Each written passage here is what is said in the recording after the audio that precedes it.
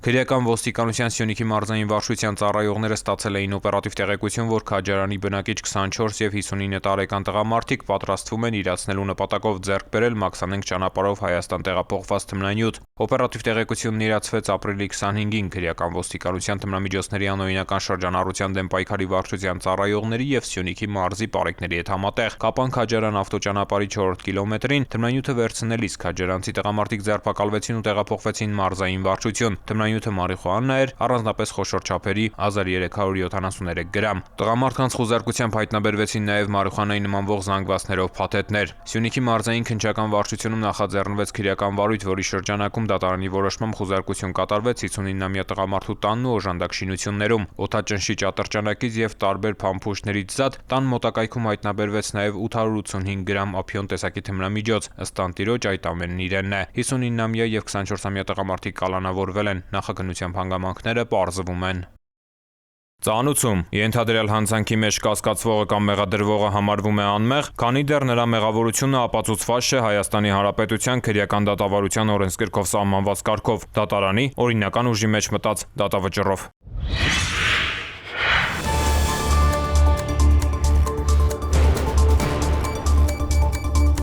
Ռելսերից դուրս է եկել և վթարի ենթարկվել, ինչի հետևանքով եղել է թունավոր նյութերի արտահոսք։ Ոստիկանության ծառայողների կողմից դեպքի վայրը անմիջապես սահմանազատվել է։ մի դեպքում գնացքն է ռելսերից դուրս եկել ու վթարի ենթարկվել, մյուս դեպքում քաղաքացին սպառնում են նռնակով պայթեցնել գյուղապետարանի շենքը, այլ դեպքերում էլ իրականացվել է մեծաքանակ թմրանյութի շրջանառություն, տեղի է ունեցել 10-ից 11 բալ ուժգնությամբ երկրաշարժ։ Առաջին հայացքից խուճապ առաջացնող այս պատմությունները ոչ այլ ինչ են, քան դասընթացի սիմուլյացիոն հատվածներ։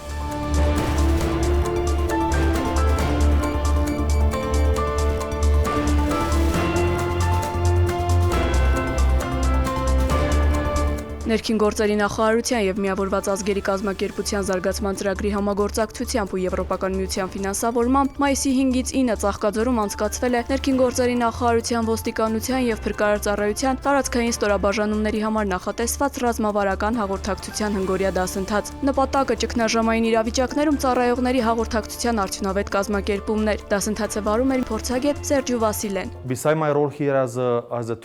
Ես որպես դասընթացավար շատ բան եմ սովորել ձեզնից, այստեղ հանդիպել եմ փորձառու և հմուտ մասնագետների, ովքեր ունեն գործառույթների և հաղորդակցության ոլորտում տպավորիչ փորձ։ Մենք բոլորս համակարծիք ենք, որ կարեկցանքը, երկխոսությունը և ճիշտ մոտեցումը ցանկացած կազմակերպության հիմքն են, որոնք հնարավորություն են տալիս արդյունավետ կերպով կառավարել ցանկացած իրավիճակ։ Դասընթացի մասնակիցներին ներկայացվել են ճգնաժամային իրավիճակների արդյունավետ կառավարման սկզբունքները, հաղորդակցության դերն ու գործընթացի փուլերը, սկսած իրավիճակի գնահատումից, հաղորդակցական ռազմավարության պլանավորումից մինչև իրականացում և վերլուծություն։ Ստեղծվել են մոդելավորված ճգնաժամային իրավիճակներ, որոնց ժամանակ մասնակիցները գործնականում փորձարկել են հաղորդակցման տարբեր մեթոդներ։ Մասնավորապես կազմակերպվել են իրավիճակային սիմուլյացիաներ, որոնց ընթացքում ծառայողները գործել են որպես տեղեկատվության փոխանցողներ, ներկայացնելով ճկուն և արագ կողմնորոշվող հաղորդակցական մոտեցումներ։ Բեմադրվել են մամուլի ասուլիսներ, որտեղ մասնակիցները հանդես են եկել որպես խոսնակներ, ներկայացնելով իրավիճակի զարգացման ընթացքը, պատասխանատու մարմինների արձագանքն ու իրականացրած քայլերը։ Ձևաչափը նպաստել է ինչպես հրապարակային հաղորդակցության հմտությունների զարգացմանը, այնպես էլ թիմային համագործակցության հղկմանը։ Համապատասխան ժապավեններով սահմանազատում ենք դեպքի վայրը, թույլ չտալով կողմնակի անձանց մուտք գործելու դեպքի վայր։ Մինչ փրկարարների կանչի վայր հասնելը նախ մենք ճշտում ենք այդ վառելիքի քանակը, քանի վագոն է կա, տուժածների քանակը, քանի մարդ է գտնվել այդ գնացքում, այդ արտահոսքն ենք վերացնում եւ վտանգավորության աստիճանը ճգնաժամային իրավիճակը փոքր-ինչ նվազեցնում է։ Քրեական ոստիկանության գլխավոր վարչությունը կատարում է տեղանքի զննություն եւ պահպանություն, ամենակարևորը, տեսաձայնագրությունների ուսումնասիրություն, ձեռք բերված հաղորդագրությունների վերլուծություն։ Ձեռնարկված միջոցառումների արդյունքում անմիջապես պարզվեց նաեւ, որ պատանդ վերցնողը ազգությամբ հայ Դեպքի ակտիվ կոնկրետ կատարողը անձնից ձերբակալված եւ դատարանի որոշմամբ կանոնավորված է։ Ներքին գործերի նախարարության հետ քննարկումների արդյունքում որոշվեց իրականացվել պիլոտային ծրագիր ՀՀ ամբողջ մարզերի համար, որպեսզի զարգացնենք ոստիկանության ծառայողների բոլոր 4 ծառայություններում՝ պարեկային, քրեական, գվարդիայի եւ համայնքային ոստիկանության, ինչպես նաեւ փրկարար ծառայության աշխատակիցների հմտությունները։ Հնգորյա դասընթացի ընթացքում ձեռք բերված հմտությունները ծառայողներին հնարավորություն կտան անհրաժեշտության դեպքում ապահովել ճշգրիտ, հետևողական եւ նպատակային հաղորդակցություն։ Այսպիսի վերապատրաստման ծրագրերը իրոք անհրաժեշտ են, ցանկալի եւ շատ ուսուցողական։ Տվյալ դասընթացը նաեւ հաղորդակցություն էր այս 25 անդամների միջև։ Դասընթացը նաև հագեցած էր բազմաթիվ գործնական վարժանքներով, դերախաղերով, ինչը հնարավորություն էր տալիս մասնակիցներին անձամբ փորձարկելու տարբեր իրավիճակներում, համարժեք իրավիճակներում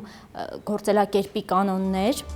Դասընթացի մասնակիցների գնահատականները փաստում են, որ արդյունավետ եւ նպատակային հաղորդակցությունը ճգնաժամային իրավիճակներում կարող է վճռորոշ դեր ունենալ, ապահովելով հասարակության վստահությունն ու պատասխանատու մարմինների արագ արձագանքը։ Դասընթացի ավարտին մասնակիցներին տրվել են հավաստագրեր։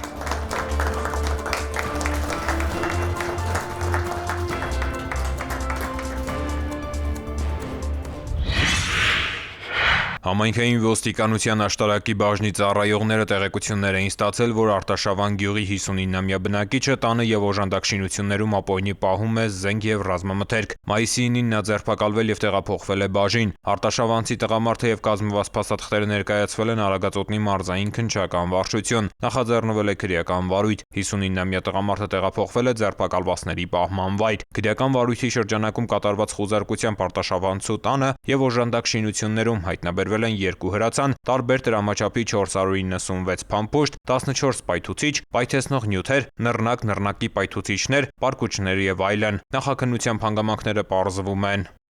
Ծանուցում ենթադրյալ հանցանքի մեջ կասկածվողը կամ մեղադրվողը համարվում է անմեղ, քանի դեռ նրա մեղավորությունը ապացուցված չէ Հայաստանի Հանրապետության քրեական դատավարության օրենսգրքով սահմանված կարգով, դատարանի օրինական ուժի մեջ մտած դատավճռով։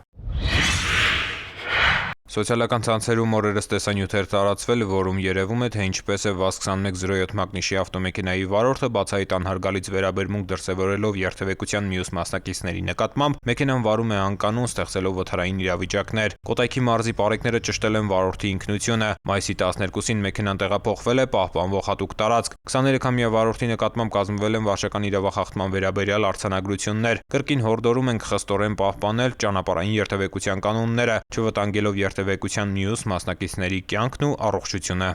Ներքին գործերի նախարարության շրջիկ սպասարկման գրասենյակները մայիս ամսին կշարունակեն հանրային ծառայություններ մատուցել Հայաստանի Հանրապետության մարզերում։ Ներքին գործերի նախարարի հրամանի համաձայն մայիս ամսին ծառայություններ կմատուցվեն հետևյալ բնակավայրերում։ Մայիսի 15-ին եւ 16-ին Կոտայքի մարզի Նորհաճն եւ Բյուրեղավան համայնքներում, Սյունիքի մարզի Կորնիձոր, Տեղ, Շինուհայր համայնքներում, իսկ մայիսի 23-ին վերնշված մարզի համայնքներում կիրականացվեն մայիսի 15-ին եւ 16-ին ներկայացված դիմումների հիման վրա փաստաթղթերի հանձնման աշխատանքներ։ Շրջիկ սպասարկման շրջանակում քաղաքացիները կարող են փոխանակել անձնագիրը, ստանալ ժամանակավոր պաշտպանության վկայական, տեղեկանքներ, իսկ Լեռնային Ղարաբաղից տեղահանված անձինք Հայաստանի Հանրապետության քաղաքացիություն ստանալու համար կարող են տեղում դիմումներ ներկայացնել։ Վարորդական իրավունքի ու սեփականության վկայականների, հաշվառման վկայագրի փոխանակման կամ կորստի դեպքում քաղաքացիները մոտենալով շրջիկ գրասենյակ կարող են նորը ստանալ օգտվել նաև հաշվառման քննական բաժինների կողմից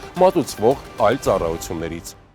Տեսագրությունում պատկերված անձինք որոնվում են նախաձեռնված քրեական վարույթի շրջանակներում նրանց ինքնության կամ գտնվելու վայրի վերաբերյալ տեղեկություններ ունեցողներին խնդրում ենք դիմել համայնքային ոստիկանության ներեբունու կամ մոտակա բաժին կամ զանգահարել 102, տեղեկություն հայտնող անձի գաղտնիությունը երաշխավորվում է։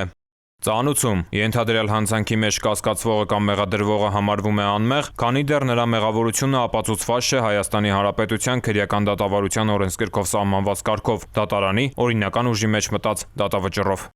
Հարգելի քաղաքացիներ, roadpolice.am համակարգում էլեկտրոնային ծանուցումը ակտիվացնելու դեպքում տեսալուսանկարահանող սարքերով արձանագրված տուգանքի գումարը կարող եք վճարել 20%-ով պակաս։ Կարևոր է իմանալ, որ 20% բոնուսային բաղադրիչի կիրառման էլեկտրոնային ծանուցման եղանակը չի փոխարինում SMS ծանուցմանը։ Տեսալուսանկարահանող սարքերով արձանագրված խախտումներով, եթե օրինակ պետք է նշանակվեր 10,000 դրամ տուգանք, ապա ծանուցումն էլեկտրոնային եղանակով ստանալու դեպքում կկիրառվի բոնուսային նվազեցում եւ տուգանքի չափը կկազմի 8000 դրամ։ Օգտվեք թվային լուծումներից եւ վճարեք 20%-ով պակաս։